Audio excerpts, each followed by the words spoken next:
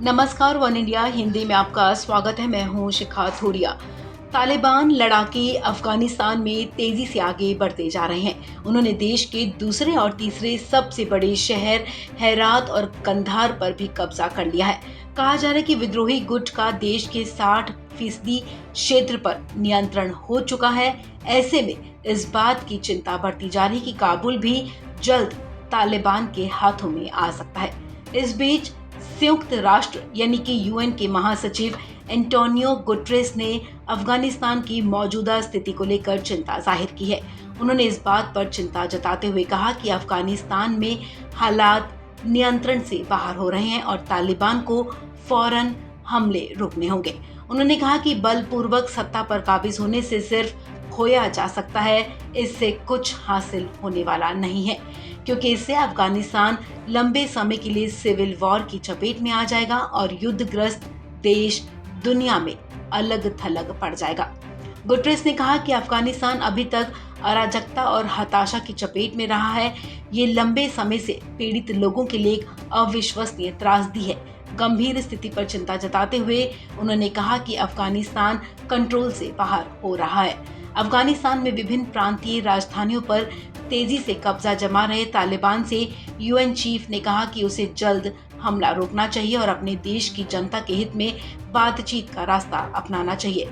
Guterres ने जोर देकर कहा कि नागरिकों के खिलाफ हमलों का निर्देश देना अंतर्राष्ट्रीय मानवीय कानून का गंभीर उल्लंघन है और ये युद्ध अपराध के समान है।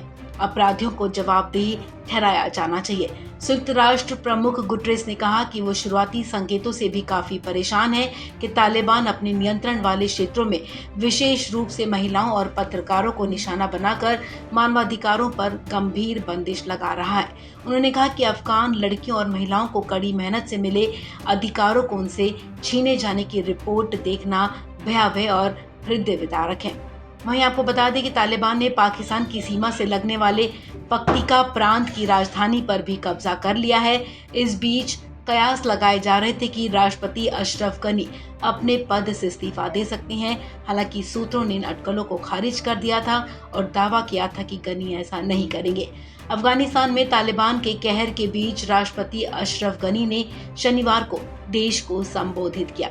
उन्होंने आगे का प्लान बताते हुए कहा कि सेना को फिर से संगठित करना उनकी सरकार की प्राथमिकता है। गनी ने ये संबोधन उस वक्त दिया जब तालिबान एक एक कर अफगान के बड़े शहरों पर कब्जा जमा रहा है और राजधानी काबुल से महज कुछ ही किलोमीटर की दूरी पर है। अपने संबोधन में अशरफ गनी ने इस्तीफे का ऐलान तो नहीं किया।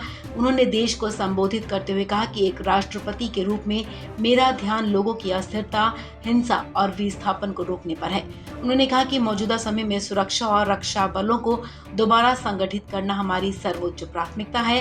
अफगान राष्ट्रपति ने कहा कि हत्याओं को बढ़ने से रोकने, बीते 20 सालों के हासिल को नुकसान से बचाने, विनाश और लगातार अस्थिरता को रोकने के लिए वो अफगानों पर थोपे गए युद्ध को मंजूरी नहीं देंगे।